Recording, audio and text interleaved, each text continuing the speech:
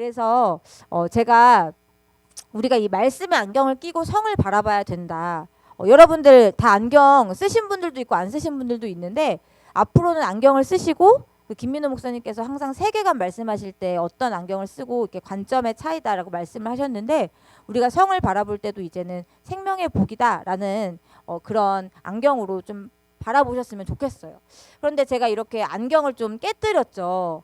이유는 미디어에서는 사실 성에 대해서 생명과 복과는 전혀 관계없이 왜곡되게 그려지고 있기 때문인데요. 이런 말씀 많이 들으셨을 거예요. 시대가 변했다. 그렇기 때문에 우리의 성 문화도 당연히 조금은 변해야 되고 변하면 좋겠다라는 마음이죠. 그런데 저는 이것을 보면서 어떤 생각이 들었냐면 물론 뭐 역사나 철학을 조금이라도 공부해 보신 분들은 아시겠지만 시대는 굉장히 그 사조에 따라서 그 사상에 따라서 많은 이제 흐름을 거쳐서 여기까지 왔죠.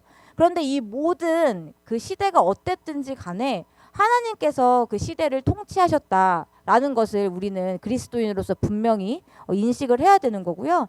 특별히 그 시대라는 것은 하나님이 이끌어 오시는 그 시대 가운데 어떤 사단의 방해, 사단의 어떤 공중권세 잡은 그 사단의 우리를 어떻든 하나님 앞으로 나아가지 못하게끔 끊임없이 미혹하고 우리를 유혹하는 그런 인간 중심의 문화들을 우리에게 계속 불러일으키는 그런 이제 세상의 흐름이었는데요.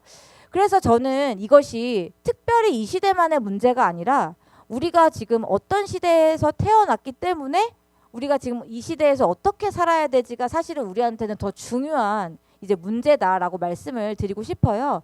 뭐 특별히 여기에 보면 제가 뭐 정보화 세계화 스마트화 뭐 4차 산업혁명 그리고 그 이후에 앞으로 우리가 뭐 우리가 죽기 전에 예수님이 오실지 안 오실지 모르겠지만 만약에 우리가 죽고 난 후에 예수님이 오신다고 했을 때 3000년이라는 시간 이후에는 우리가 살진 않잖아요. 그럼 그때도 하나님께서는 다스리고 계시지만 우리는 없는 거잖아요. 그랬을 때 우리가 하나님 시대에 뒤처졌다라고 말할 수 있는 사람의 어떤 그 존재가 아니라는 거죠. 우리는 하나님께서 맡겨주신 그 시대를 살아가는 사명을 담당하는 그리스도인일 뿐이고 우리가 생각하는 그 영원하신 하나님이 바로 이 알파와 오메가로서 정말 이 세상을 계속 다스리실 것이다. 그리고 우리는 하나님께서는 시대에 뒤처지신 분이나 시대를 모르시는 분이 아니라 정말 시대를 초월하신 분이다라고 이제 말씀을 드리고 싶어요. 그래서 이 미디어라는 어마무시한 정말 세상 앞에 나는 너무나 작게 느껴지고 그리스도인들은 정말 이 파도 속에서 어떻게 헤엄쳐 나가야 될지도 모르겠는 이런 상황들 가운데 제가 이 디지털 바벨론 시대의 그리스도인이라는 책을 좀 말씀드리고 싶은데요. 여기 이 책은 미국에서 15세에서 23세 젊은이들을 대상으로 영상 미디어랑 그다음에 이제 영적 시간을 1년 내에 어느 정도의 시간으로 이렇게 사용하고 있는지 조사를 해봤어요. 그랬더니 영상 미디어는 평균 2767시간 그리고 영적 시간은 291시간이라고 해서 약 10배의 시간의 차이가 났어요. 그리스도인들이요. 그리고 저 영적인 시간 안에 작은 회색깔의 어떤 네모 박스는 비크리스천들이 이제 뭐 나름대로 본인들의 어떤 영성 그들의 영성을 위해서 이제 투자하는 시간이거든요. 되게 더 적죠. 그래서 이것이 1년의 평균이라는 거예요. 그런데 예를 들면 중학교 1학년부터 고등학교 3학년까지 내가 이 10배의 갭을 계속 내 머릿속에 주입해 왔다면은 우리는 보고 듣는 것이 결국에 우리의 가치관이 되는 그런 상황에서 우리의 머릿속은 이미 하나님의 말씀과 전혀 상관없는 미디어에 왜곡된 메시지가 우리를 가득 채우고 있게 된다는 거죠. 그래서 제가 영상을 하나 가지고 왔는데 이 영상은 사실은 모 그룹의 그 뭐라고 해야 되지? 앨범을 내기 전에 이제 나온 그 데모 앨범이거든요. 그래서 제가 이거를 왜 갖고 왔냐면 이것을 딱 보는 순간 완전 이거는 사단의 그 파워를 우리가 느낄 수 있는 영상이다. 정말 짧거든요. 네, 제가 한번 보여드릴게요. 한 번만 틀어주세요. 사실 이 영상의 제목은 베놈이라는 영상이거든요. 근데 그 베놈이라는 뜻이 뭐냐면 독이라는 뜻이에요. 그래서 뱀 등의 이제 독이라는 뜻인데요. 사실 포이즌 같은 독은 우리 피부에 닿으면 우리한테 영향을 미치는 독인데요. 이 베놈 같은 경우에는 우리의 그 핏줄까지 이런 통로를 뚫고 들어가서 그 내부로 확 퍼지는 그런 독을 이제 베놈이라고 하거든요. 아까 그 처음에 나왔던 날카로운 그것이 바로 그 뱀의 이빨을 이제 상징하는데요. 거기에서 정말 정말 아주 작은 참기름 한 방울보다도 저 작은 그 방울이 아래로 떨어졌을 때 그 퍼져 나가는 그 독의 그 영향력을 우리가 딱 보면서 저는 그거를 보면서 어떤 생각이 들었냐면은 우리 몸 안에 그 미디어의 독이라는 것이 굉장히 미약한 것이 아니라 한 번 나를 완전히 감염시키면은 이 미디어의 독이 나를 그냥 그 온몸을 그 감염시키기 때문에 내가 말씀을 볼 때도 세상의 가치관으로 말씀을 막 판단하는 거예요. 아, 이거 말씀이 잘못됐네. 왜냐면 나는 이미 미디어에 중독이 되었기 때문에 더 이상 이 말씀도 말씀의 관점으로 보지 않고 어떤 세상의 유행이나 어떤 문화의 관점으로 이제 보게 된다는 거죠.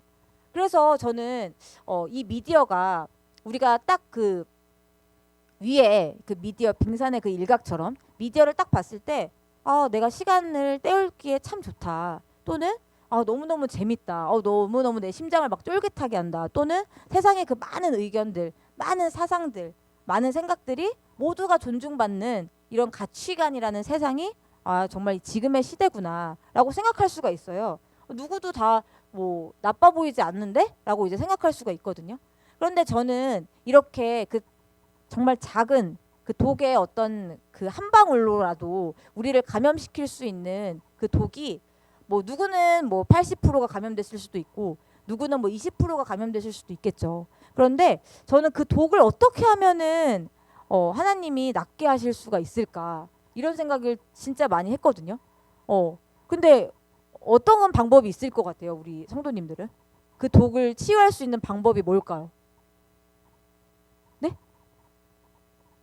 맞아요. 말씀과 기도.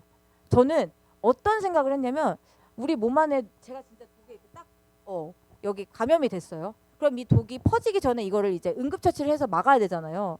그랬을 때 이걸 어떻게 하나님 치유하면 좋죠? 저 미디어의 영을 저걸 어떻게 하면 좋죠? 이 몸 안에 퍼진 저 미디어를 어떻게 하면 좋죠? 하면서 제가 진짜 너무너무 이제 막 고민하고 기도하고 했는데 하나님이 저한테 어떤 마음을 딱 주셨냐면은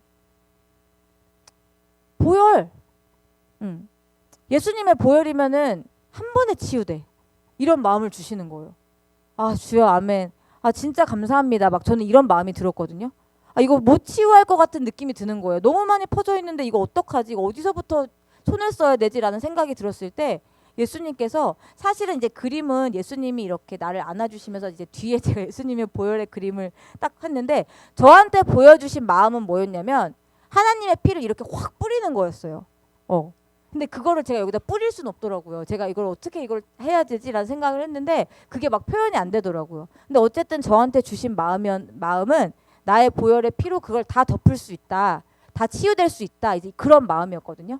근데 그러면 우리가 성경적인 세계관으로 이 미디어를 바라볼 수 있는 그런 시각으로 이제 바뀌게 되는 거죠. 사실 제가 이 성경적 세계관 미디어 리터러시라는 거에 대해서 간단하게 얘기를 해드리면요. 사실 미디어 리터러시라는 뜻은 그 미디어를 읽고 해석하는 능력이에요. 우리가 보통 문해력이라고 했을 때 독해를 많이 하잖아요. 우리 청소년분들 독해책 읽잖아요. 그런 것처럼 미디어도 독해를 하는 거예요. 미디어를 그냥 여가 시간에 아무 생각 없이 보는 게 아니라 그 미디어를 보고 분별을 하는 거거든요. 근데 중요한 건 뭐냐면 세상에서도 미디어 리터러시 수업을 해요. 그런데 그 기준이 바로 젠더 이데올로기예요. 그래서 젠더적인 관점으로 이거 잘못됐네 라는 것이 지금 미디어 리터러시로 하고 있는 수업의 방향이거든요. 그러면은 이거는 미디어를 분별하는 게 되게 중요한 수업인데 그 미디어를 분별하는 관점이 이데올로기가 우리와 반대되는 것이라면 이거는 배워도 오히려 더 위험하겠다. 미디어를 그냥 아무 생각 없이 보는 것도 위험한데 그 기준을 그 잣대를 하나님과 반대되는 것으로 만약에 우리가 머리에 심어진다면은 그거는 정말 위험하겠다 이런 생각이 들더라고요. 그래서 성경적인 미디어 리터러시는 말씀을 가지고 미디어를 분별하고 창조하는 능력이다라고 이제 말씀을 드릴 수 있는데요. 예를 들면 우리가 이런 것을 이제 말씀의 안경으로 봤을 때 이제 보이는 거죠. 보이는 것만 봤을 때는 안 보였던 것들이 보이지 않는 것들이 이제 보이는 거예요. 저 지금 나오 있는 예능 프로그램은 내가 옛날에 말씀의 안경을 끼지 않고 봤을 때, 말씀을 모르고 봤을 때는 그냥 웃고 넘어가서 별거 아닌 걸로 단순한 오락 프로그램이었는데, 이제 내가 말씀을 잣대를 가지고 저것을 바라보니까 그 밑에 숨어있는 영적 전쟁이 너무너무나 어마무시하다라는 것을 우리가 발견하게 된다는 거예요. 그래서 지금의 이 미디어 트렌드는 우리가 딱 한마디로 하나님께서 디모데후서 3장 1절 4절을 말씀하셨듯이 자기를 사랑하고 돈을 사랑하고 자랑하고 교만하고 쾌락을 사랑하는 이런 문화. 그런데 그것이 많은 사람들의 다양한 관점이기 때문에 다 괜찮고 이것은 지금의 트렌드다라고 말하는 걸로 그냥 덮어버리는 그런 정말 말세의 시기다라고 말씀을 드릴 수가 있을 것 같아요. 특별히 이 미디어에 왜곡된 성은 뒤에서 잘 안 보이실 수도 있겠지만 굉장히 딱 단어만 들었을 때는 잘못된 것이거든요. 그런데 이것이 미디어에서는 어떻게 말씀이 되냐면 굉장히 잘 포장된 문화로서 이것들이 괜찮다라고 다가오고 있어요. 아니 분명히 잘못됐는데 왜 저것을 저렇게 문화라는 이름으로 우리가 받아들여야 되지? 라는 생각을 해야 되거든요. 사실 태초에 죄라는 것은 하나님이 하지 말라고 하는 것을 하는 것에서 시작이 됐잖아요. 하나님이 하지 말라고 하는 것은 하나님이 분명히 정해두신 기준을 내 마음대로 깨뜨려 버리는 거죠. 불순종하는 거거든요. 그래서 이 성적인 자기 결정권, 이 자기 결정권이라는 거 말 자체가 결국에는 내가 내 마음대로 결정을 하겠다라는 뜻이에요. 하나님의 뜻과 상관없이 나는 내가 결정할 거야. 내가 원하는 대로 라는 말이거든요. 결국에 그 말은 내가 왕이다라는 뜻이에요. 하나님을 믿는데 내가 결정을 한다? 그건 하나님을 믿는 것이 아니거나 아니면은 하나님을 대적하는 그런 상황이 된다는 거죠. 사실 성에 대해서 누가 누구를 좋아하고 아니 누가 어떤 성적인 취향이 있고 자기네들끼리 결정하면 되는 것을 왜 교회에서 막 오지랖을 부려서 이런 것까지 막 머리 아프게 하지? 이런 생각 하실 수 있거든요. 근데 하나님께서 성을 만드신 이유는 결혼, 가정, 교회를 생각하시고 우리한테 하나님의 영광을 돌리기 위해서 계획하신 거라고 하셨잖아요. 그렇기 때문에 사단은 아는 거죠. 교회를 무너뜨릴 수 있는 방법은 성을 건드리는 거예요. 이 부분을 건드리면 결혼과 가정과 교회는 무너질 것이라는 것이 사단은 보이거든요. 그런데 우리에게는 성만 보이기 때문에 교회가 예배를 잘 드리면 되지 왜 다른 부분까지 이렇게 사회적으로 관여를 할까라고 이제 모르면 그렇게 이야기할 수가 있다는 거예요. 그래서 미디어에서는 하나님의 것들을 완전히 아름다운 성을 정말 정욕과 악한 길로 바꿔서 만들면서 비혼 출산 동거 성적가는 이런 부분들에 대해서 우리한테 문화라고 이런 트렌드라고 이렇게 다가오고 있고 이것들을 한마디로 말하면은 결혼과 생명과 상관없는 성문화다라고 말씀을 드릴 수가 있는 거죠. 그래서 제가 아까 결혼은 연합이고 네 그리고 하나님 안에서 지어져 가는 교회이다라고 말을 했는데 거기에서 만약에 이제 나는 비혼할 거야라고 말을 한다면은 하나님께서 원하시는 그 계획이 이제 깨뜨려지는 그런 시작이 되는 거거든요. 사실 우리나라 국내 1인 가구 비율이 굉장히 높은 수치로 이제 가고 있고요. 2035년에는 더더더더 이것이 높아질 것이다라는 그런 통계청 자료가 있어요. 왜 이렇게 비혼주의자를 왜 이렇게 비혼주의로 자기가 이렇게 결정을 하려고 하느냐? 아니 왜냐면 내 주변에 보니까 별로 결혼 생활도 행복해 보이지도 않고 그리고 난 힘들게 살고 싶지도 않다. 나는 다른 거 신경 쓰지 않고 내 맘대로 살고 싶다. 이제 이런 이제 생각들이거든요. 그런데 그것이 어디에서부터 비롯됐냐면 미디어에서 계속 부추기는 거예요. 미디어에서 미혼이랑 비혼을 부추기면서 결혼을 혐오하는 듯한 그런 메시지들을 모든 프로그램들에서 계속 우리한테 주입을 시키고 있는 거거든요. 그런데 중요한 건 뭐냐? 결혼은 싫은데 연애는 하고 싶다는 거예요. 그래서 나는 성은 내 맘대로 즐기고 싶다는 거죠. 이제 그것이 또 다른 이제 파괴적인 결과를 불러일으키는데요. 이제 그러다 보니까 나만을 위한 시간들로 여가 시간이든 재정이든 이성교제든 시간을 채우는 거예요. 나의 만족들 위해서. 역시 자기가 왕인 그런 시간과 생활을 이제 하게 되는 거죠. 그런데 이것은 단순히 교회를 다니기 때문에 비혼이 문제다라고 하는 것이 아니고요. 사실 이 비혼의 배신이라는 책에서도 나왔듯이 비혼이 정말 미디어에서만 그려지는 모습처럼 너의 100% 만족을 위해서 살 수 있는 행복의 방법일까라고 했을 때 사실은 그렇지 않다는 거예요. 이것이 꼭 뭐 교회를 무너뜨리고 영적인 부분이 아니라 하더라도 일반적인 사람, 믿지 않는 사람들도 비혼을 선택했을 때 겪게 되는 문제들은 삶의 질이 그렇게 막 저절로 내가 생각했던 것만큼 다른 것들 관여 안 하고 나만을 위해서 쓴다고 했을 때 그게 막 높아지는가? 그렇지 않다. 친구? 제가 아까 기도 친구 얘기했듯이 상대방이 그렇게 너를 평생 친구처럼 정말 끝까지 대해줄 것인가? 그리고 뭐 건강. 우리가 요즘에 고독사라고 많이 이야기를 하거든요. 혼자 사는 사람들이 내가 아픈데 돌봐줄 사람이 없는 거예요. 그러다 보니까 내가 결국에는 이제 죽은 후에도 한참 있다가 발견이 되는 거예요. 근데 그러다 보니까 그 비혼을 이제 주의자들이 그것에 대해서 나는 상관없어요. 나는 지금이 더 중요해요.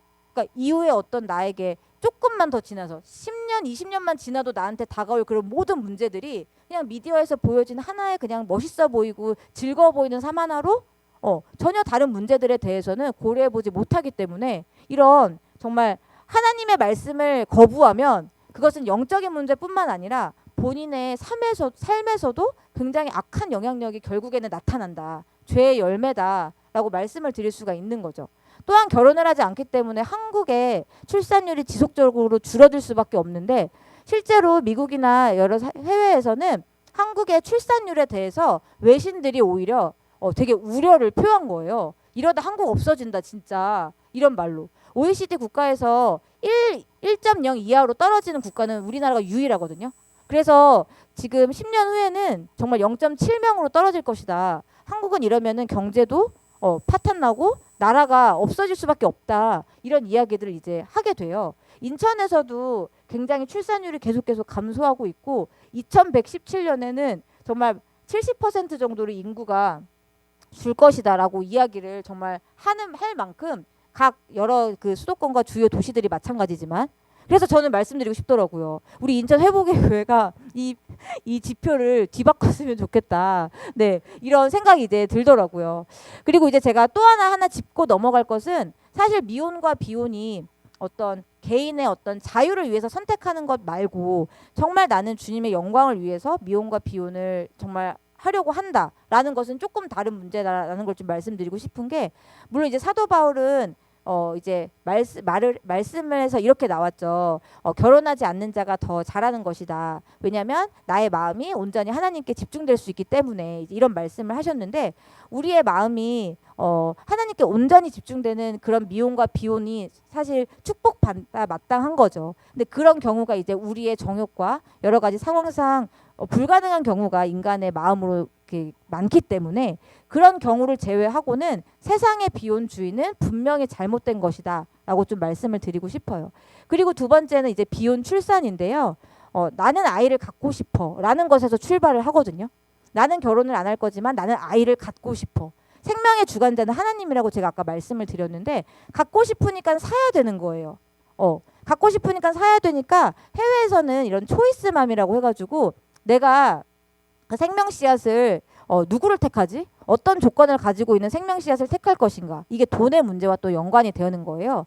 그래서 여기서 보면은 미스터 3291번이 어떻겠냐 이렇게 추천을 한다는 거예요. 그래서 이런 걸 보면서 정자은행은 불황을 모르는 백색 금광이다. 선택된 소수만이 들어갈 수 있기 때문에 하버드를 들어가는 것보다 더 어렵다. 이런 말을 하면서 굉장히 지금 하나님의 어떤 생명권과 대치되는 그런 모습들을 보이고 또 이제 젠더가 유행하면서 60%, 65%는 이제 그런 동성 관련된 커플들이 이런 부분들을 또 찾고 있다라고 이제 악용되는 부분들이 있는 거죠. 그런데 이 비혼 출산 같은 경우에는 아까 제가 영적인 부분들 말고 정말 이 사회에서도 일어날 수 있는 죄의 쓴 열매들은 이렇게 그 생명 씨앗의 그 뭐라고 해야 되죠? 조건을 속여서 이렇게 파는 경우도 있다는 거예요. 본인이.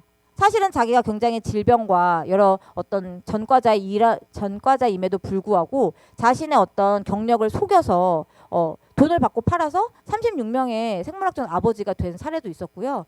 또 태어난 자녀들은 자기가 그 부모 밑에서 태어나고 싶지는 않았었잖아요. 제가 아까 거룩한 세대의 어떤 모태신앙의 축복을 말했는데 이 경우 같은 경우에는 정말 정말 정말 그냥 한 어떤 부모가 또는 어떤 비혼 출산을 하려고 했던 사람이 그냥 자신의 어떤 소유욕 때문에 이제 시작된 일이잖아요. 그러다 보니까 자녀가 태어나서 어떤 정체성을 결정할 때 그 유전적인 정보가 굉장히 이제 거기에서부터 시작을 하는데 자기의 뿌리를 찾지 못하기 때문에 엄청나게 정체성으로 이제 혼란을 느끼는 거죠. 그리고 마지막으로는 이렇게 가다 보면은 결국에는 결혼해서 낳을 수 있는 아이인데도 불구하고 나는 더 좋은 아이를 내가 선택하기 위해서 나는 다른 씨앗을 구하는 거예요. 여기까지 가게 되는 거예요. 나는 정말 더 내가 원하는 아이를 만들고 싶어. 약간 여기까지. 하나님의 완전히 그 창조의 어떤 생명의 그 범위까지 우리가 지금 가게 되는 거거든요. 그리고 두 번째는 이제 이런 동성과 관련된 여러 가지 그런 정체성 그 커플들은 또 이제 대리모라든지 이런 것들을 이제 구할 수밖에 없기 때문에 또 굉장히 사회적인 문제들이 많이 일어나는데요. 실제로 부부 안에서 아이를 이제 키울 때 그 동성 부부 안에서 자녀들은 2명 중에 1명은 동성 그 애자가 될 확률이 있다라는 이제 미국의 의학 협회 논문이 있었고요. 특별히 이렇게 또 소수 그 뭐라고 해야 되죠? 소아성애자와 관련된 그 동성 부부 커플 같은 경우에는 이 아이를 입양해서 자기네들의 그런 어떤 돈벌이 수단으로 이제 사용하는 경우도 있었어요. 그러니까 이런 여러 가지 정말 하나님의 그 창조 질서를 벗어난 인간의 정욕과 본인의 어떤 욕심과 소유욕대로 따라가는 그 결과는 정말 영적인 것을 꼭 잣대를 들이대지 않아도 명백하게 너무너무나 큰 사회 악으로 이제 나타난다는 거죠. 실제로 이 한 여자 아이는 11살인데요. 이제 자기가 동성 결혼에 반대하는 이유를 이제 앞에 나와서 이야기를 할 때 자기는 아빠가 필요하다. 정말 중요한 존재이다. 자기는 엄마가 필요하다. 정말 엄마는 소중한 존재이다. 하나님께서는 가정을 그렇게 아빠와 엄마를 통해서 자녀를 기르게 하셨다는 것으로 그렇게 만드셨다라고 자기는 믿는다라고 이렇게 이야기를 한 거예요. 자녀된 입장에서 뭐 어쩔 수 없는 경우는 어쩔 수 없겠지만 정말 애초부터 한 부모를 배제하고 또는 그 2명이 그냥 자기네들의 어떤 욕망으로 정말 하나님께서 남자 여자를 짝지어 주신 것을 거부하고 자녀를 정말 내가 키우고 자녀를 양육한다는 것은 자녀 입장에서도 사실은 너무너무나 힘든 상황이 될 수밖에 없다는 거죠. 그리고 세 번째는 이제 동거인데요. 여기 보면 10년 후에는 결혼보다 동거가 더 우세할 것이다. 이제 가족 해체에 관련된 부분들이 있어요. 2018년에는 결혼해야 된다, 결혼하지 않아도 함께 살 수 있다라는 것이 동거가 결혼을 해야 된다라는 것보다 더 높은 수치를 이제 이렇게 나온 이렇게 설문조사가 있었고요. 그래서 10년 후에는 이런 일들이 왜 일어나냐라고 했을 때 왜 그렇게 혼전 동거를 하려고 해요라고 했을 때 우리가 딱 생각했을 때 여기 보면은 64.2%가 결혼 전에 서로에 대해서 알아볼 수 있을 것 같아서라고 대답을 했고요. 그리고 7.7%는 이혼을 예방할 수 있을 것 같아서라는 대답을 했어요. 그런데 사실 결혼해도 평생 살아도 모른다고 하거든요. 상대방을. 그런데 내가 동거 그 짧게 해가지고 내가 이 사람을 정말 얼마나 알 수 있을까? 그리고 그 동거하는 동안에 그 사람을 정말로 진실로 그 사람의 참 모습을 알 수 있을까? 그거는 사실 불가능해요. 그건 정말 핑계에 불과하고요. 실제로 대학생 60% 이상이 결혼할 수도 안 할 수도 있고 나는 동거를 찬송한다라고 말한 것이 나는 구속받지 않고 싶어서 구속받지 않고 자유롭게 살고 싶어서 라는 것이 사실은 본심이라는 거죠.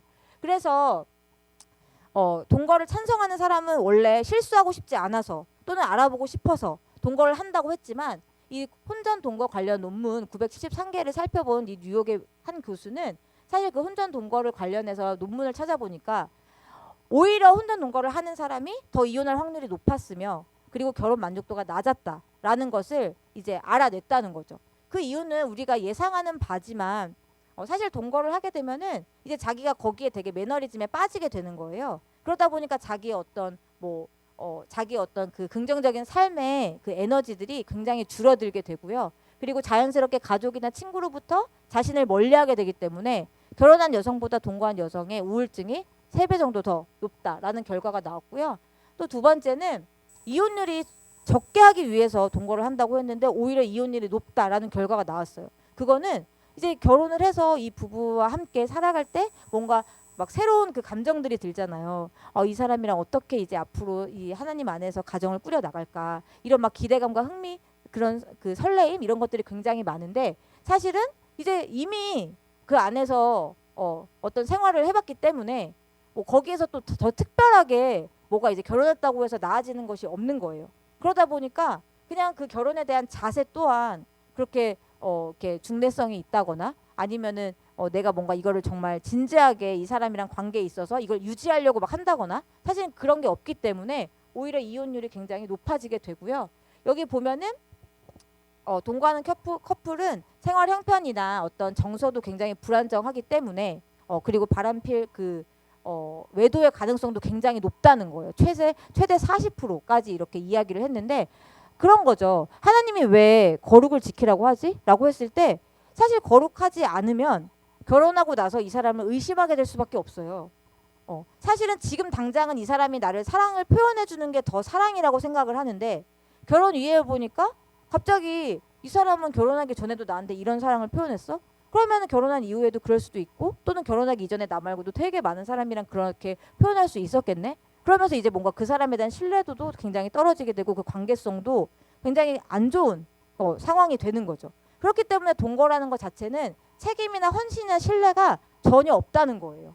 이런 상황에서 누구를 얼마나 알 수 있으며, 그리고 또 그 관계가 더 나아진들 더 좋은 관계로 발전하기는 굉장히 어렵다는 거죠. 그냥 안 맞으면 헤어지면 되잖아, 이런 생각으로는 어느 누구와도 깊은 관계를 맺을 수가 없다는 거예요. 그래서 하나님의 언약 안에 있는 이 전인격적인 이런 연합을 하나님께서 두셨는데, 다양한 가족이라는 프레임을 씌워가지고 뭐 비혼이나 비혼 동거, 무자녀, 뭐 비혼 출산, 이런 여러 가지 형태의 가족들을 청소년들에게도 어떤 한 형태라는 교육을 하면서, 이것이 어떤 문화의 트렌드라고 하면서, 그것이 우리의 어떤 삶에 정말 개인의 역량을 높일 수 있는 하나의 방법이라는 그런 속삭임으로 하나님의 그 결혼 제도에 불순종함으로써 이 언약 밖에 있는 비혼, 비혼 출산, 동거는 명백하게 죄이며, 영적인 것뿐만 아니라 정말 사회적으로도 개인적으로도 엄청난 파탄의 결과가 있을 수밖에 없다라는 거를 우리가 분명히 바라봐야 된다는 거죠. 그래서 이 모든 것들은 사실 성적 간음과 연결되어 있다라고 말씀을 드리면 좀 쉬울 것 같은데, 우리가 청소년 이성교제를 할 때도 왜 해야 되지? 왜? 이런 생각이 들어야 돼요. 그런데 지금은 왜 하면 안 되지? 왜? 약간 이렇게 반대로 됐거든요. 우리가 미디어를 틀면은 정말 청소년들 교복 입은 아이들 또는 10대 아이들이 엄청나게 서로 막 사랑한다는 이유만으로 그런 테마와 관련된 많은 미디어 영역들이 우리한테 그냥 보여주죠. 틀면 나오죠. 그렇죠? 내가 피하려고 안 해도 그냥 나와요. 그렇기 때문에 우리가 사랑이나 남자와 여자를 인식할 때도 그런 미디어의 영향을 받아서 교제를 하게 되는 거예요. 그러다 보니까 이 중학교, 그 고등학교 남자 여자 아이들이 3개월 이내에 헤어지는 커플이 80%가 돼요. 왜냐면 나는 진지하게 생각하지 않거든요. 내가 이렇게 남자와 여자를 바라볼 때 나는 그냥 굉장히 성적인 부분에 있어서, 외모적인 부분에 있어서 누군가를 끌리고 사랑한다라고 생각을 하고, 그것이 우리의 정말 참된 교제이며, 그것이 우리의 스킨십으로 나아갈 수 있는 것이 바로 사랑의 표현이다라고 이제 우리가 생각하잖아요. 그래서 막 이런 이상형 빙고까지 있어요. 저기에서 내가 어떤 사람을 좋아하는지를 막 일일이 막 다 체크할 수가 있는 거예요. 정말 너무너무나 세세하게. 그러면서 이제 우리가 성을 바라볼 때 굉장히 장난스럽게 또는 가볍게 상대방을 바라보면서, 제가 금사빠 LTE급이라고 했는데 금방 사랑에 빠지는 타입이거든요. 첫눈에 보자마자 나는 저 사람을 정말 저 사람은 내 거야, 저 사람은 정말 나의 정말 사랑이야, 막 이런 생각으로 이제 바라보게 되고, 그리고 감정 스킨십은 뭐냐면, 저는 정말 놀란 게 처음부터 끝까지 계속 스킨십을 하는 거예요. 아니 옛날에는 정말 손 한 번 잡는 것도 막 100일 막 그런 적도 있었어요. 생각나시나요? 정말 그런 적도 있었거든요. 정말 이 사람이랑 정말 손 이렇게 한 번 닿는 것도 막 되게 막 놀라고 막 이런 적이 있어요. 근데 그게 옛날의 이야기가 아니고요. 그거는 우리가 정말 그런 마음을 가지고 상대를 대해야 되는 게 원래는 맞는 거거든요. 그런데 지금은 스킨십이 그냥 너무 너무너무 자연스럽고 당연한 게 됐어요. 그러다 보니까 이런 거에 있어서 연애를 하면 당연히 3개월 내에 80% 이상이 깨질 수밖에 없는 그런 상황이 되고요. 부정적인 영향이나 결과는 전혀 우리한테 느껴지지가 못하는 거죠. 그래서 제가 여기 보면 성교육이 정말 우리의 몸에 대한 교육인가, 정말 우리의 정말 몸만을 위해서 다 알아야 되는 것이 정말 성교육인가라고 했을 때 아니에요. 이거는 성교육이 아니에요. 이거는 정말 하나님께서 말씀하신 성과 다른 사단이 정말 심어놓은 우리에게 잘못 세뇌를 시킨 그런 쾌락이다라고 말씀을 드릴 수가 있어요. 그렇기 때문에 지금의 성교육은 몸에 집중돼 있기 때문에 그럼 생명을 피해야겠네? 피임. 그러면 우리 서로 존중한다라는 그런 방식 중에 하나가 동의. 이런 이야기들 이제 꺼낸다는 거죠. 그래서 피임약을 먹고 뭔가 성행동을 하는 것이 굉장히 자유롭고 신여성인 것처럼 그려지기 때문에 내가 되게 바보가 된 것 같잖아요. 그렇죠? 나는 신여성인데 왜 저들과 다르지? 나는 바보인가? 약간 이런 생각을 좀 할 수 있는 그런 이미지가 지금 깔려 있어요. 이거는 제가 아까 말씀드린 거룩한 신부랑은 완전히 반대되는 모습으로 지금 나아가고 있는 거라고 할 수 있고요. 특별히 이것은 아까 제가 말씀드린 것처럼 생명을 피한 성행동은 결국에는 개인적으로 사회적으로도 또다시 쓴 열매를 먹게 될 수밖에 없어요. 이런 부작용들, 나의 어떤 신체적인 어떤 위험성, 그리고 정신적인 위험성, 이런 모든 것들은 그냥 장난으로 결정할 수 있는 문제가 절대 아니거든요. 이런 부분들은 보여주지도 않죠. 그리고 성인과 청소년의 차이가 뭐죠? 라고 말을 하거든요. 굉장히 많은 차이가 있죠. 아까 제가 말했던 뇌와 호르몬도 말했지만 우리가 보여지지 않는 생식기관도 아직 자라고 있는 과정이거든요.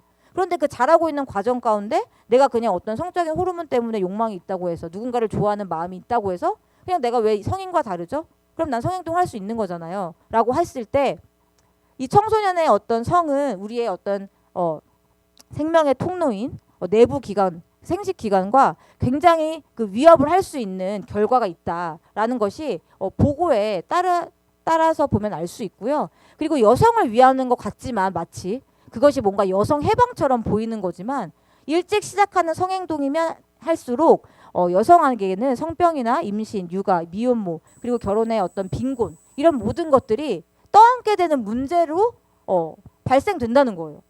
그럼에도 불구하고 이런 부분들을 싹 가리고 이미지상으로 즐겨라고 말하는 것은 전혀 여성을 위한 것이 아니고 그것은 전혀 멋있는 삶도 아니라는 거예요. 특히 이 신체적인 것뿐만 아니라 이 정신적이고 정서적인 것도 굉장히 높은데요. 이것이 준비가 되지 않았기 때문에 우리가 예를 들면은 도파민이 파괴된다고 하죠. 내가 쾌락적으로 계속 뭔가를 자극만 하는 경우에 있어서는 이것이 나의 우울증이나 정서적인 문제랑도 굉장히 밀접하게 연관이 되기 때문에 이런 정말 성행동을 하는 친구들이 더 뭔가 잘 나가 보이고 더 그들이 행복할 것 같지만 실상은 결국에는 그들의 정서는 파괴 직전이다라는 거를 좀 알 수 있다는 거죠. 그러면 이렇게 생각할 수 있어요. 아니 그거 다 괜찮아요. 저희가 다 뒤집어 쓰면 돼요. 그런데 우리끼리 다 괜찮다고 하면서 이제 동의하면은 그러면 뭐 해도 되겠네요. 저런 모든 문제들을 우리가 다 안고 갈 거고요. 그럼 동의만 하면 되는 거잖아요. 또 이런 문제들 이제 제기할 수 있거든요. 그런데 사실 동의라는 게 우리가 지장을 찍거나 거기에 막 사인을 하는 게 아니잖아요. 말로 하는 거잖아요. 그리고 말로 하는 것도 그때그때마다 그 분위기에 따라서 또 내가 어떻게 말하지 못하는 상황이 될 수도 있는 거고 여러 가지 상황이 있는 거예요. 그런데 저희가 이제 학교에 출강했을 때 모 학교에서 이런 일이 있는 거예요. 둘이 분명히 동의해서 성행동을 했는데 헤어진 다음에 마음이 변해서 한쪽이 한쪽을 고소하는 상황인 거예요. 그래서 남자가 여자를 고소할 수도 있고 여자가 남자를 고소할 수도 있는 거거든요. 그래서 정말 평생 죽고 못 살 것처럼 서로 사랑한다는 이유로 성행동까지 하려고 했던 그 해안 그런 청소년들의 커플이 결국에는 나중에는 자기 마음이 막 열받고 또 자기가 그것들의 헤어짐에 대해서 받아들일 수 없다. 여러 가지 뭐 다양한 이유 때문에 이 마음의 바뀜으로 인해서 그 상대방을 법적으로 정신적으로 신체적으로 피해를 끼칠 수 있도록 막 고소를 하고 고발을 하는 가해자 피해자의 상황으로 바뀌는 거거든요. 그러니까 이런 것들을 바라보면서 동의와 피임은 절대 우리의 선택 안에서 문제가 없이 끝나는 것들이 아니고 그리고 그것은 잘못된 시작이었다라는 거를 좀 말씀을 드리고 싶어요. 하나님께서는 분명히 말씀하셨거든요. 아가서 2장 7절에 너희가 때가 이르기 전에는 사랑을 흔들지 말고 깨우지 말라 이렇게 말씀하셨어요. 하나님의 때가 아니면은 사랑을 깨우지 말라 이렇게 말씀을 하셨거든요. 결혼을 하기 전에는 우리가 이 결혼을 통한 생명의 복을 정말 우리가 하나님이 계획하신 그 생명의 복을 누릴 수 있는 그 상황이 되기 전에는 우리가 정말 이 세상을 바라보면서 그 문화를 따라가서는 안 된다라는 거를 좀 말씀을 드리고 싶어요. 특별히 이 생명이 나와서 제가 이 태아의 어떤 생명과 관련해서 좀 말씀을 드리고 싶은 게 여기 보면 우리나라는 아까 출산율도 최하이지만 낙태율은 1위예요. 굉장히 생명과 관련돼서 하나님께 회개할 제목들이 너무나 많은 거죠. 그런데 문제는 86.9%는 태아가 생명이다라고 생각을 한다는 거예요. 그런데 낙태에 관련해서는 사람들이 찬성을 한다. 괜찮다. 그거는 여성의 권리 또는 살아있는 사람들의 뭐 먼저 된 자로서 그들의 뭐 선택이다라고 말을 하는데 제가 아까 말했죠. 미국의 그 시카고 대학에서 생물학자의 96%가 태아 때부터 생명이다라고 말을 했다고. 그런데 제가 정말 소름이 끼친 건 뭐냐면요.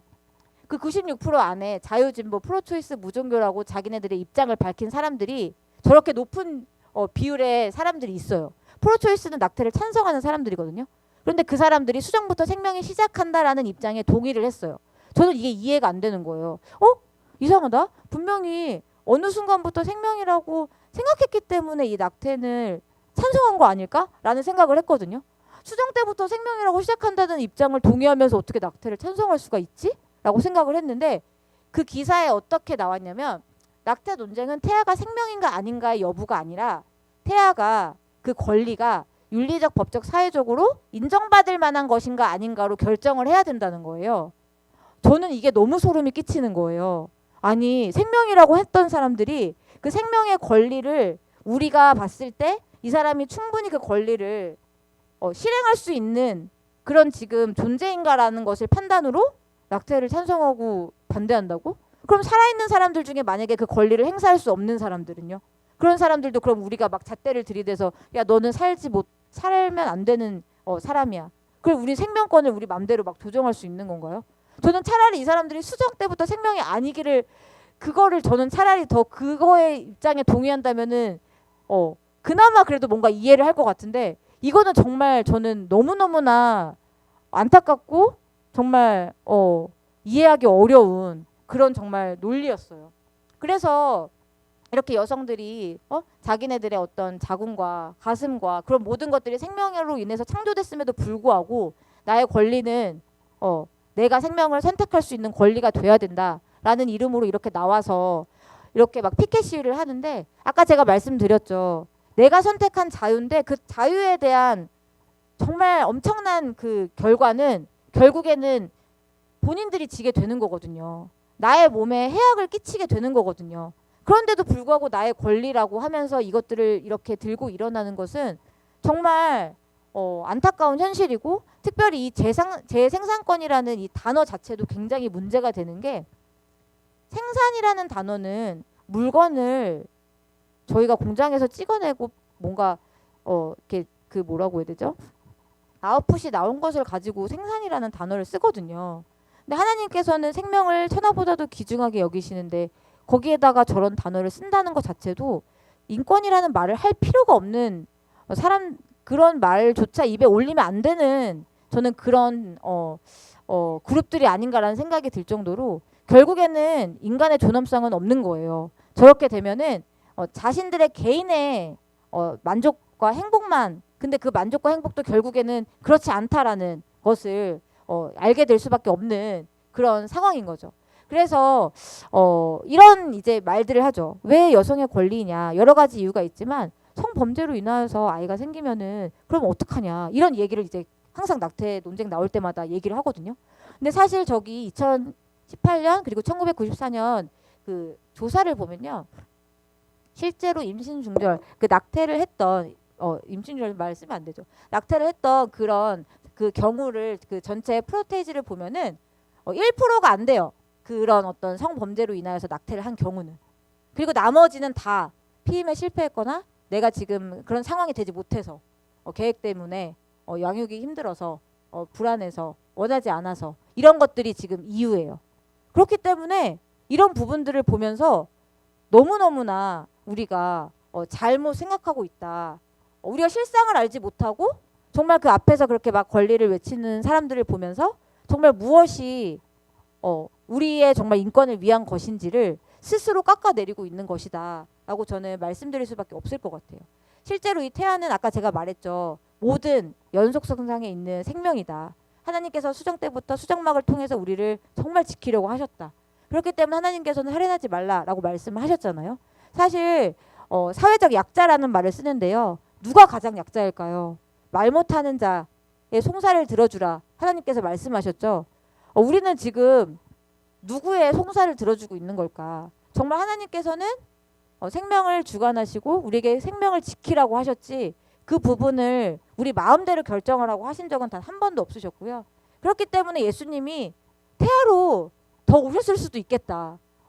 정말 하나님께서는 다양한 방법으로 솔직히 예수님을 보내실 수도 있을 것 같은데, 그쵸?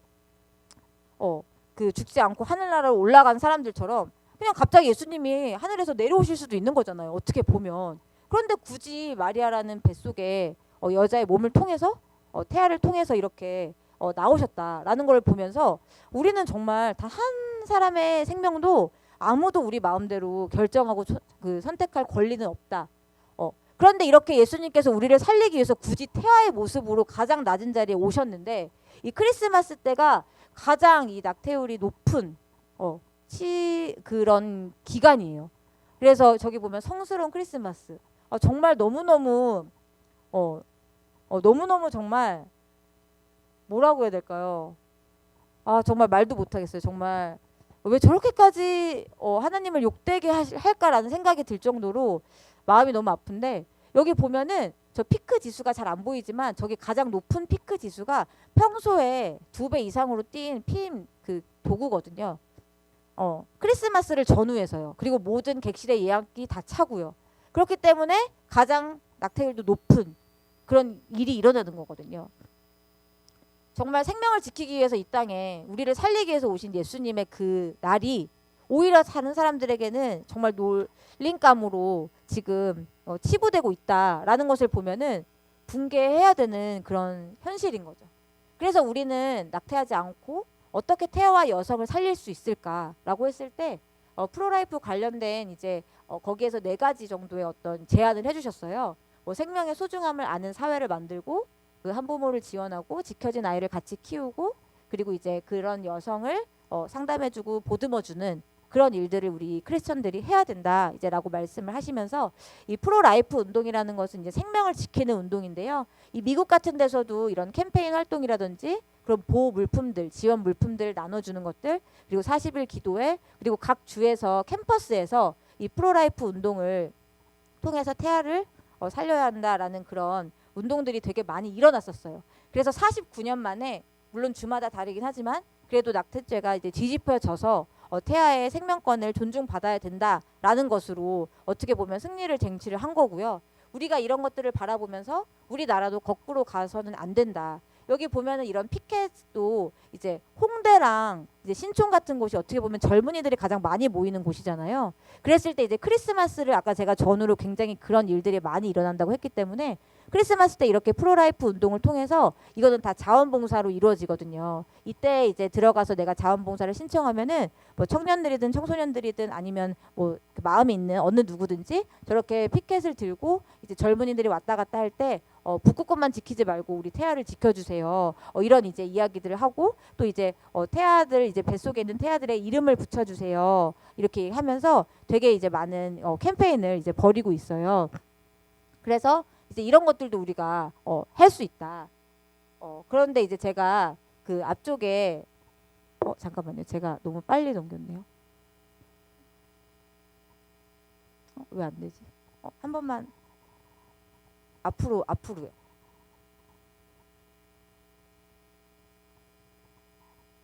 됐다. 네, 제가 이게 저희 카페거든요. 근데 제가 저희 카페가 아임빈이라는 곳인데 제가 이 그 젊은이들이 고려대학교 앞에서 제가 카페를 하고 있거든요. 그러다 보니까 동거하는 커플이 굉장히 많아요. 그래서 저희 카페에서 어떤 일이 일어났었냐면 이제 막 갓 20살 된 아이들이에요. 남자와 여자 그리고 남자 부모님들 둘이 이렇게 딱 우리 카페에서 앉아 있는데 완전히 막 거기가 울음바다가 된 거예요. 그래서 왜 그런가 이제 저희는 이제 귀가 다 들리잖아요. 듣고 싶어서 들은 건 아니고 근데 들었는데 결국에는 아이를 가진 거예요. 근데 이제 막 고려대학교에 왔으면은 정말 둘 다 각자 엄청 열심히 공부해서 여기까지 왔을 텐데 이제 20살이 됐는데 이제 그런 일들이 일어나니까 이제 부모님 입장에서는 이제 뭔가 본인들도 마찬가지겠지만 앞으로 어떻게 하면 좋지라는 이제 그런 딱 상황에 맞닥뜨린 거죠.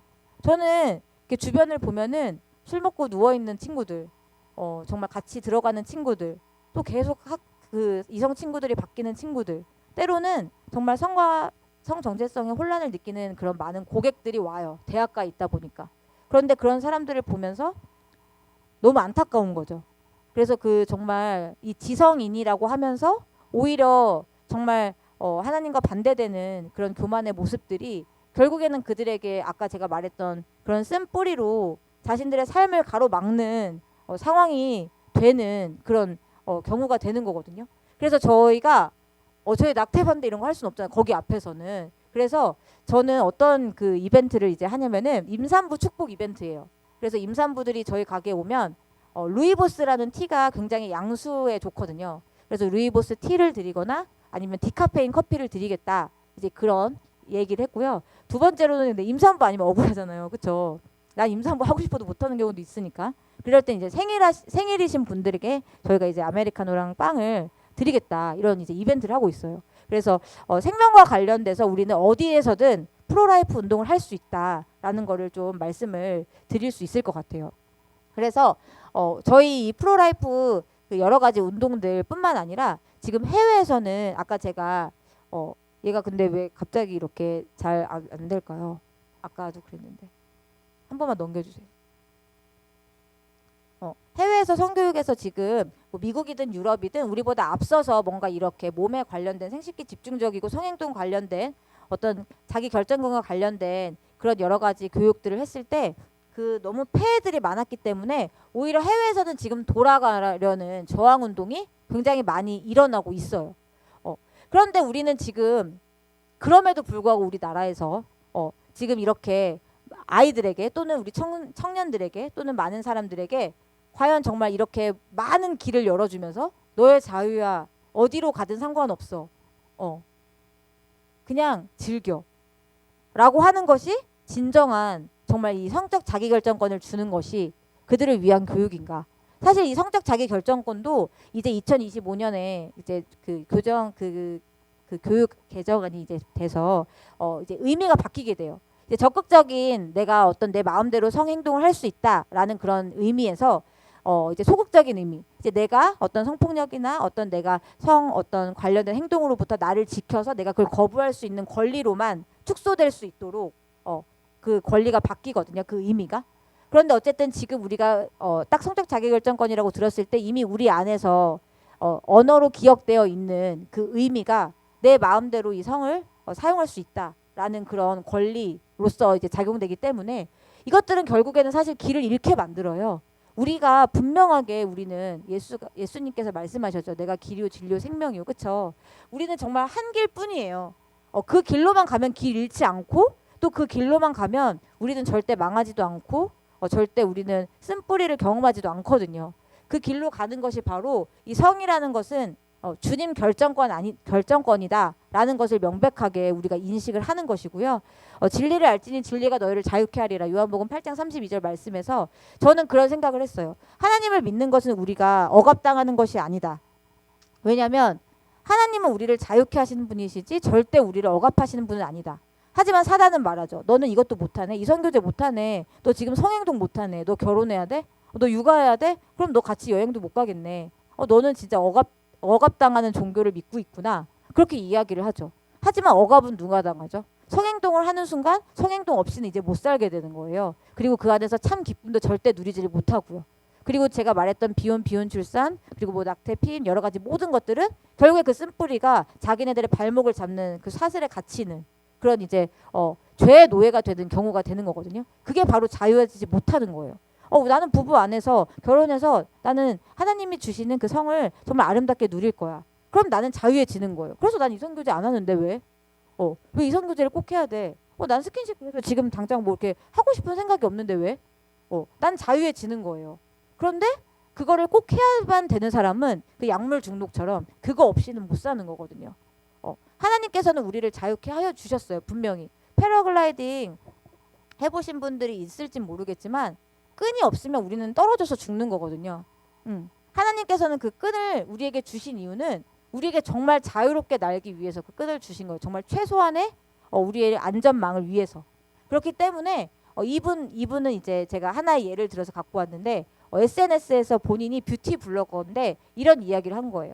하나님께서는 우리를 정서적으로 육체적으로 보호하기 위해서 어떠한 성병이나 임신이나 어떤 자신의 어떤 뭐 정서적, 신체적, 뭐 사회적인 폐해 없이 하나님께서 온전하게 우리를 보호하시기 위해서 부부 안에서 이렇게 관계할 수 있도록 만드셨다. 이렇게 말을 했어요. 이것은 물론 이제 복의 개념을 축소시킨 거긴 하지만 하나님께서는 어쨌든 우리에게 정말 그냥 우리를 사랑하셔서 가장 좋은 것이 무엇인지를 알고 계신다는 거예요. 지금이 아니다. 더 좋은 것을 위해서 기다려라.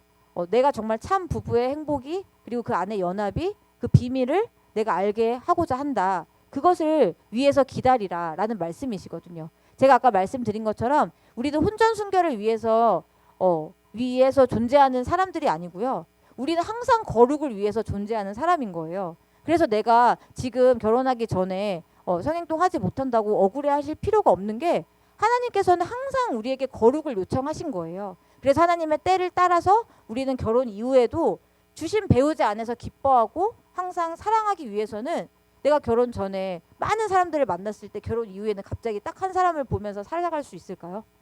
그거는 사실 불가능하거든요. 하나님께서는 다 아세요. 우리의 죄성들도 아시고 우리의 어떤 습성들도 아시고 하나님은 우리가 항상 하나님 안에서 거룩하게 혼전이든 혼후든 항상 거룩하게 하나님의 뜻을 따르기를 원하신다는 거죠. 그게 바로 하나님께 영광이 되며 결혼 생활을 가장 행복하고 정말 하나님의 뜻대로 살아갈 수 있도록 이끌어 가시는 방향이라는 거예요. 그래서 저는 결혼이라는 것은 결국 거룩을 향해서 나가는 과정이고 우리가 거룩해지는 그런 길들이다라고 말씀을 드리고 싶어요. 그래서 데살로니가 4장 3절에서 5절 말씀을 저희가 한번 같이 읽어볼게요. 시작. 너희의 거룩함이라 거룩함과 존귀함은 자기 아들을 배우지 말고 하나님을 모르는 이방인 같이 세속을 따르지 말고. 아멘. 네, 하나님의 뜻은 하나님이 거룩하시기 때문에 너희도 거룩하라라고 말씀을 하셨잖아요. 우리가 거룩한 게 거룩한 척을 하는 게 아니고요. 우리의 삶이 그냥 거룩이 돼야 되는 거기 때문에 그 부분을 우리가 꼭 기억을 한다면 성의 영역에 있어서도 미디어의 영역에 있어서도 이것은 별개다. 오늘 나는 6시까지 교회 하루 종일 있었는데 그럼 이제 집에 가서 8시부터는 내 맘대로 미디어 좀 보면 어때? 그것은 이제 거룩과는 반대되는 길인 거죠. 왜냐하면 거룩은 교회에서든 집에서든 미디어를 보든 예배를 드리든 다 똑같이 우리가 예배자로서 살아가야 되는 그런 사명을 가지고 있는 사람이기 때문에 그래서 미디어를 바라볼 때 우리가 왜곡된 성을 바라볼 수 있는 방법은 지금 이 미디어 시대에서 나는 하나님의 자녀로 어떻게 살아가야 하는가 이 질문이 꼭 우리의 중심된 질문이 되어야 되는 거고 미디어의 성문화는 내가 틀면 항상 나오는 광고, 뮤직비디오, 예능, 드라마 뭐 어느 분야에 대해서 모든 컨텐츠들이 다 이 성과 관련되어 있는데 이것들을 바라보면서 우리가 미혹되지 말자. 미혹되는 영은 하나님을 알지 못하나니라고 말씀하신 것처럼 우리는 절대 미혹의 영에 휩쓸리면 안 되고요. 이런 여러 가지 자극적인 콘텐츠는 이제 흐름일 수밖에 없어요. 세상의 흐름. 왜냐하면 거기에는 미디어 콘텐츠 바다거든요. 세상의 주목을 끌려면 무조건 자극적인 콘텐츠를 만들 수밖에 없어요. 그러면 우리는 계속 자극적인 콘텐츠에 더 노출될 수밖에 없어요. 그럼 그런 성상품화와 성적 일탈에 대해서 우리는 분명히 아니요라는 것을 생각하고 말씀의 안경을 끼고 이 미디어를 바라봐야 된다. 그래서 미디어 시대를 살아가는 그리스도인은 저는 3가지만 말씀드릴게요. 오늘 미디어 리터러시 수업은 아니니까요. 이 강의는 아니니까요. 3가지만 말씀을 드리고 싶은데 절제, 소통, 창조인데요. 절제는 뭐냐면은 미디어를 우리가 분별하기 위해선 미디어를 절제해야 돼요. 되게 아이러니한 게 미디어를 더 막 우리가 전문가가 돼야 될 것 같잖아요. 미디어를 분별하려면. 그런데 미디어를 보면 볼수록 우리는 계속 미혹의 영에 빠져요. 하나님의 말씀을 들으면 들을수록 우리가 더 영성이 깊어지는 것처럼 미디어를 우리가 분별하려고 막 미디어를 막 분석하고 막 미디어를 막 팔려고 하잖아요. 그럼 그때부터 하나님이랑 더 멀어지게 돼요. 그래서 미디어를 항상 절제해야 되는데 우리가 그 다니엘을 보면 다니엘이 왜 굳이 채소를 먹었을까? 고기 먹어도 되는데. 그렇죠? 그런데 그렇게 하면서 하나님 안에서 그 충만한 지혜와 총명을 채운 거예요.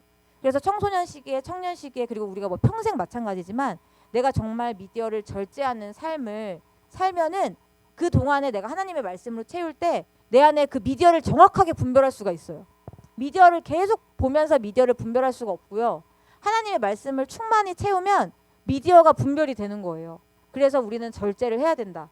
그리고 두 번째 소통은 뭐냐면 우리는 사회를 변혁시켜야 하는 하나님이 우리를 대리 통치자로 세우셨잖아요. 그랬을 때 우리는 소통과 창조의 방법이 있는데 소통은 뭐냐면 우리가 정말 그 지치고 정말 위로가 필요한 행복해 보이는 그런 사람들에게 예수님의 복음의 메시지를 전해줘야 된다는 거예요.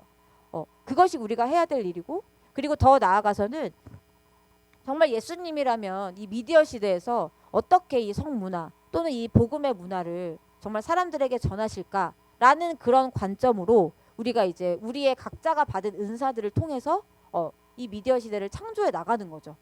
그러면 사실 미디어 기술은 아이들이 더 빨리 배우거든요. 기술이 없어서 우리가 뒤처지는 게 아니고요. 하나님의 그 말씀을 몰라서 우리가 미디어 문화를 장악하지 못하는 거예요. 말씀을 알아야 우리가 역으로 정말 그 안에 문화를 정말 환경적인 문화를 바꿀 수가 있는 거거든요. 그래서 저는 이런 소망이 있어요. 정말 옛날에 90년대 정말 세상 사람들이 교회로 들어와서 문화를 배우고 음악을 배우고 정말 그렇게 교회를 좋아하고 했던 것처럼 지금의 우리가 정말 사람들이 지쳐있는 정말 좋아요를 못 받아서 안달난 자기네들이 주목받지를 못해서 그렇게 정말 외로운 그런 사람들에게 정말 그 보석과 같은 그 존재가 바로 우리의 존재이며 그리고 성이라는 것은 정말 그렇게 쾌락적으로 자기 맘대로 쓰는 것이 정말 기쁨의 요소가 아니라 정말 남자와 여자, 결혼, 가정, 교회 이것으로 이어지는 것이 정말 참 행복이다라는 것을 정말 저희가 손수 보여줬으면 좋겠는 거예요. 나는 나중에 결혼해서 애를 이만큼 낳을 거야. 그리고 나는 내 아내를 정말 사랑할 거야. 그럼 세상 사람들은 그러겠죠. 야, 그게 가능하니? 그걸 가능한 걸 보여주는 거예요. 물론 완벽한 가정이 되라는 건 아니고요. 그런 가정이 될 수도 없죠. 하지만 내가 그런 가정을 꿈꾸면서 사람들에게 사랑하는 모습을 보여줬을 때 사람들은 소망이 생기는 거예요. 왜냐면 봐야지 소망이 생기거든요. 근데 볼 데가 없는 거예요. 미디어를 틀어도 어느 하나 정상적인 가족이 그 부부간의 사랑이 나오지가 않고 내 주변을 둘러봐도 내 부모님도 그리고 내 주변의 이웃도 보여지지가 못하는 거예요. 그러니까 믿어지지도 않는 거죠. 그래서 저는 우리가 그런 결혼, 가정, 정말 육아 그리고 하나님 안에서의 예배를 통해서 그 기쁨과 정말 그 행복을 더 하나님 세상 사람들에게 전해주는 문화가 정말 있었으면 좋겠다 그런 생각이 들었고요. 이 성, 결혼, 가정, 교회 이 꼭 이 네 가지 키워드를 기억하시면서 일주일 동안 우리 또 미디어 보시잖아요. 그럼 보시면서 내가 정말 보고 있는 이 미디어가 정말 이 하나님이 디자인하신 요 흐름에 맞는 지금 미디어 콘텐츠인가라고 생각을 했을 때 만약에 그거가 아니라고 하시면은 조금 이제 절제를 하시면 저는 좋을 것 같다. 그리고 다른 좋은 컨텐츠들을 찾고 또 다른 좋은 컨텐츠를 만들기 위한 아이디어를 위해서 또 같이 힘쓰시고 기도하시면 너무너무 좋겠다라는 생각을 했어요. 그래서 제가 원래 이제 오늘 5시 반까지였죠. 근데 제가 원래는 앞에 찬양이 있는지 몰랐어요. 그래서 저는 3시부터 5시 반까지라는 생각을 가지고 PPT를 이렇게 준비했는데 3시 반 3시 20분 이제 그때부터 시작을 했고 중간에 이제 쉬는 시간이 있었잖아요. 자꾸 저도 모르게 잠깐 해명을 하게 되는데요.